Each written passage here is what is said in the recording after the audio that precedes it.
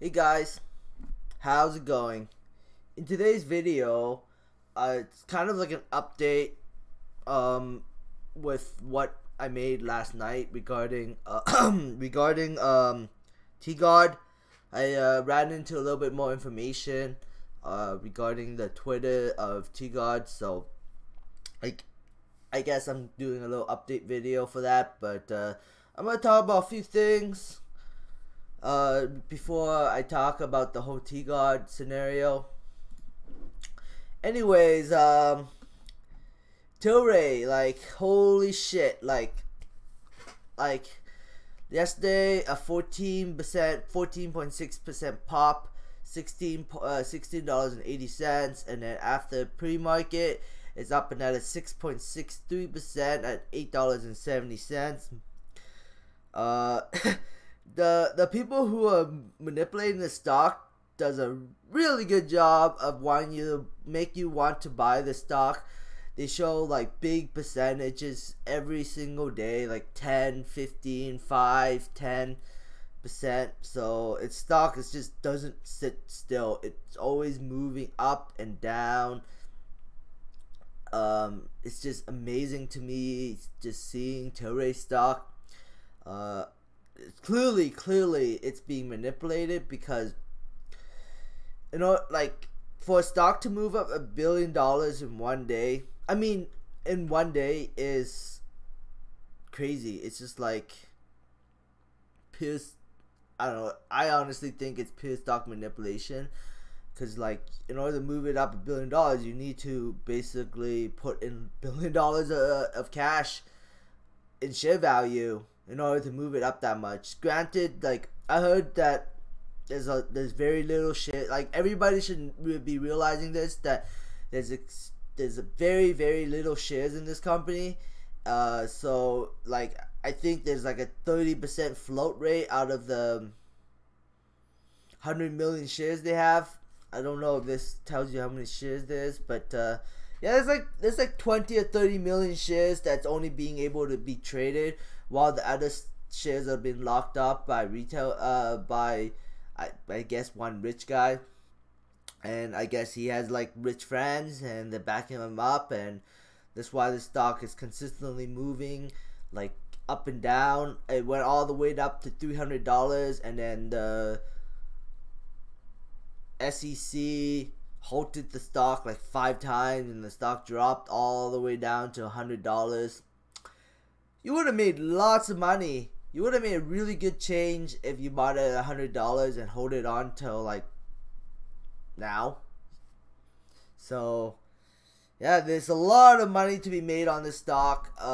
It's still very dangerous, especially since it's already gone up $41, I guess, since it hit that $100 mark. It went up 40% already. That's crazy. That's like, it's only been like a few days too.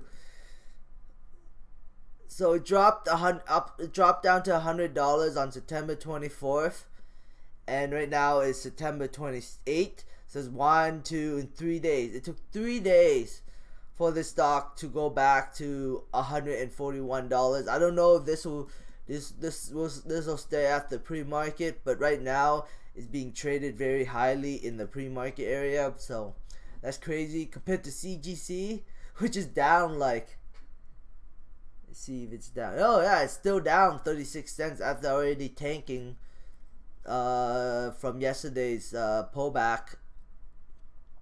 So this is just crazy. There's also some disturbing news about Canopy Growth, which I will share later. I don't know if it's real information or false information, but I'm gonna go around assuming it's true information. I kind of want to. I know this is not about marijuana stocks, but you know, Tesla smoking. I mean, Elon Musk trying to take his company private at 420, because he thought it would be funny for his girlfriend. So obviously he probably smokes pot, or he had a girlfriend that smokes pot. I don't know, but I'm assuming he does smoke some marijuana, and yeah, I think so. I think Elon Musk does smoke some marijuana. That's for sure. This video that Jeremy from Financial Education Channel came out, says that Elon Musk is, will no longer be CEO of Tesla. I tried to find information about that on the internet. I didn't see anything, so I don't know what he's talking about, but maybe he's right. I don't know. I tried looking into it, but it'd be sad if he was no longer CEO of Tesla. Like, it's like the CEO is important. The CEO is like the controlling guy. He's like the visionary. He like, yeah. So I think the CEO is extremely important for a company. Is extremely like valuable for the company. And if Elon Musk is no longer CEO, I don't know. It's hard to see where. I mean, if Elon Musk got replaced by an awesome CEO and Elon Musk takes like on a smaller role, like an engineering role or whatever, and let the CEO run the company, then I don't know, maybe, but I don't know. It's just sad for me to see Elon Musk no longer being a CEO of Tesla. I don't know. I like Elon Musk because he does weird and inventive stuff, and he's moving the future forward, trying to get man on Mars before he dies. So I like that. I like how he is a visionary and he's ambitious. Yeah. So Tesla stock tanked pretty bad. It's pre-market is down $38, 12.4%. If the stock price drops to $100, I'm definitely gonna be picking up some. I don't want the stock price to drop to $100. I do wish the company stock recovered because I like Tesla as a company, and I plan to buy a Tesla in the future when full self-driving cars are allowable in the city I live in, which is Edmonton, close to the Aurora sky. Once we have a full electric car, I'm definitely planning to pick up a Tesla. But until then, I'm probably not going to bother buying a brand new car. Yeah, so this article says that it's risky to buy Tesla stock even after pullback. So we'll see what happens. I'm definitely gonna keep an eye on Tesla. Tesla is one of the most interesting stocks on the planet right now. There's just so much media attention around Tesla. It's good for the fact that it brings out Tesla's branding, because the more media attention, the more like stuff that happens within the company, the more the better the branding, in my opinion. So this is my opinion.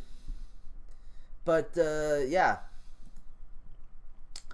so I sold off on my T-God stock because I guess I kind of panicked sale because I thought there was something internally wrong with there was something wrong with T-God, and I thought Aurora was gonna abandon T-God, but I was wrong.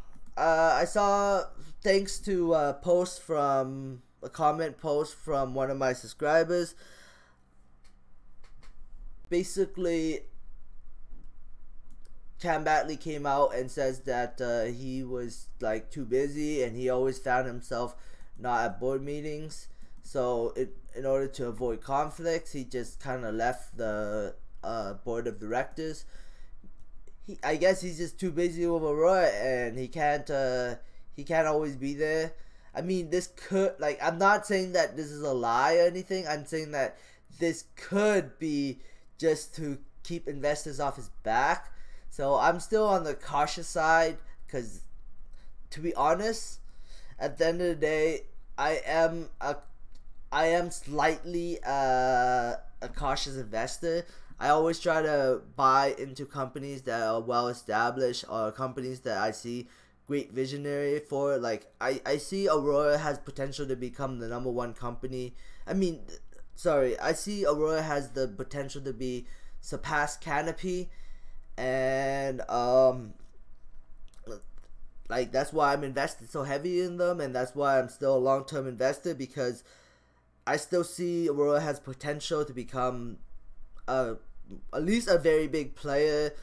Maybe not surpassing Canopy, because they have a $5 billion investment. Unless Aurora gets like a Coke deal, then I don't see that Aurora will be like the #1 player until like they get some kind of like a big deal from like a big beverage company like Diageo or Coke.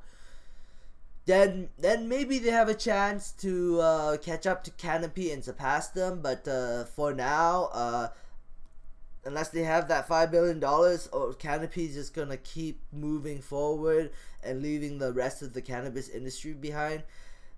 And they will have a monopoly if no big investor comes in and backs up Aurora. I mean, they could also back up Afria too, but I don't think.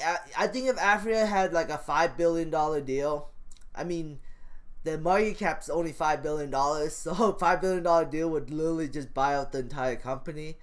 But let's say if they did get a $5 billion deal, if Afria got a $5 billion deal, I don't think Afria will be able to keep up with Canopy, but Aurora will. Aurora, the management is very good and they execute very well. At least this is my opinion, and I am a little biased too because I own a ton of shit and my wealth is very dependent on how well Aurora does as a company. So this is the horrible news that that came out. I don't know if this is false or real, but this looks like a greenhouse full of dead marijuana plants, and it looks very similar to Canopy's greenhouse that they bought that was growing tomatoes.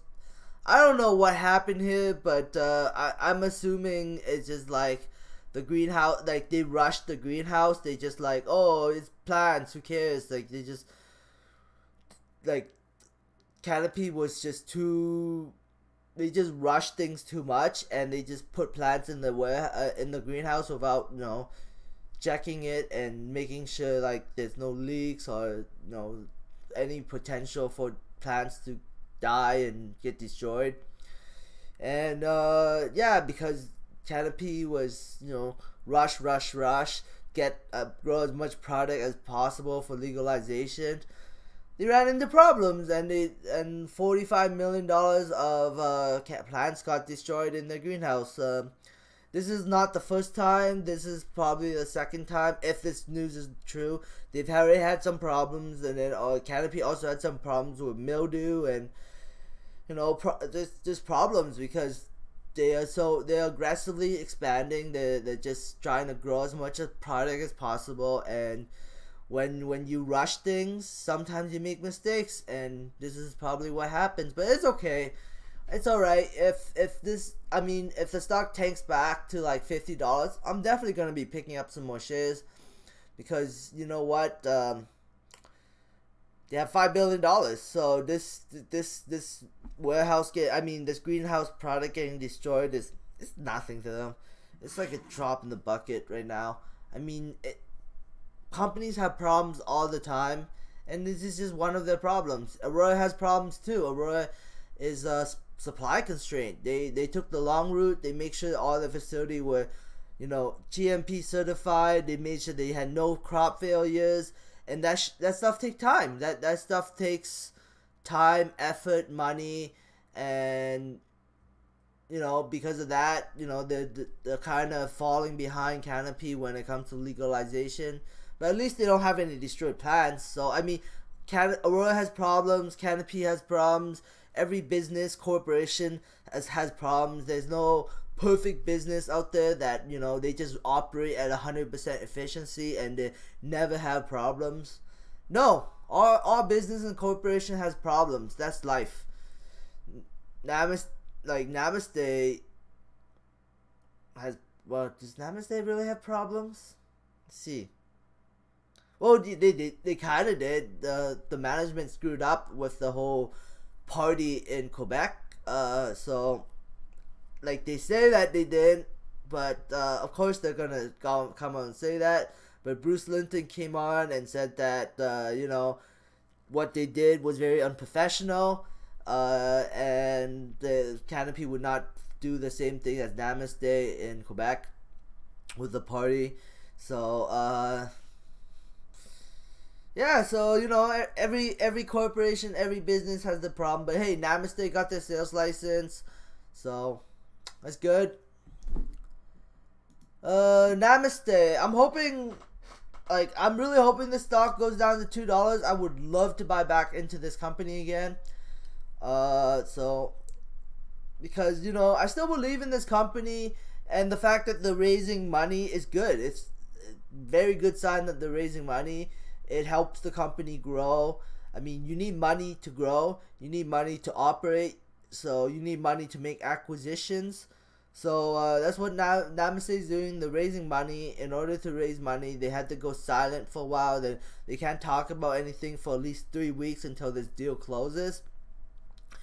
Last year, the same thing happened. When they raised money, the stock price plummeted. It plummeted from, I think, like $3 all the way down to like $2, and was hovering around $2 for a while until, and then yeah, so that's what I'm hoping. I'm hoping that the stock goes back down to $2 so I can take a position back into this company.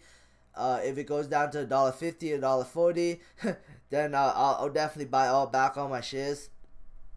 Because you know what, at the end of the day, I still believe in this company. It's not like I don't believe in Namaste. I was just following my gut instinct. I knew that they were raising capital, and I knew that every time a company raises capital through equity financing, the stock gets diluted. That's number one. So that's a reason for why the stock would drop. And number two is like 95% of the time, I'm sure there's probably 1 or 2 stocks out there where they raise equity and the stock does the opposite, but most of the time, 95% of the time, every time I see, oh, this company raised, you know, X amount of money, stock drops in the next week or so. It drops dramatically too, like 10, 20, 15% sometimes. So this is what my prediction is going forward. I think Namaste is going to drop. If it goes down to $2, I'm definitely going to be picking up some shares. And if it goes down further below $2, then I'm going to pick up more shares. Because, you know, eventually the stock will recover once, you know, Namaste gets the once Namaste gets the money, once Namaste, you know, shows some revenue from the sales license, and, you know, execute more on the strategy, this stock price will probably rise back to $3, and then they'll probably get listed on the Nasdaq. They're not gonna get listed on the Nasdaq right away. I think it's probably gonna be within the next year. I wouldn't account for them listed on the Nasdaq this year. Especially since the stock price is dropping right now. So we'll see what happens in the future. Yeah, that's all I really have to say. So AMD just kind of been hovering, like, I guess I'm just gonna end off with a little bit AMD news. AMD in the last month, it's just, well, I guess the last couple weeks, it's just been hovering around $30 to $32, $33.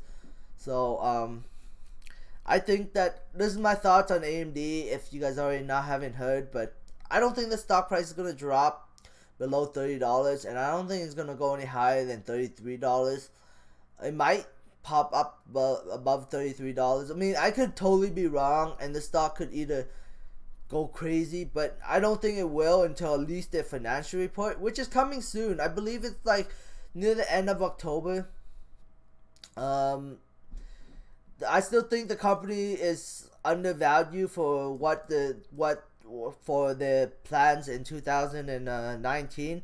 They have some massive plans in 2019. They have the new GPU Navi architecture using 7nm technology. This is joint venture with Sony. So this is going to be an excellent product. And they have the Zen 2 that they built from grounds up, redesigned it. It's going to be on the 7nm process. It's going to have a rumor is going to be a consumer 16 core 32 thread CPU that's going to be fitting on a motherboard, an existing existing Ryzen motherboard. So an AM4 motherboard. I guess nobody really cares because no, not a lot of people that listen to my channel know much about tech anyways. I just want to point out one thing, that Nvidia has $62.58 billion market cap, while AMD has a $31.77 billion market cap. Just from the sheer amount of stuff that AMD is getting, I can easily see the stock being a $50 stock in 2019. It might even be a $50 stock before 2019, because you know, like, AMD is just so undervalued when they can compete with Nvidia on the GPU market and the server market.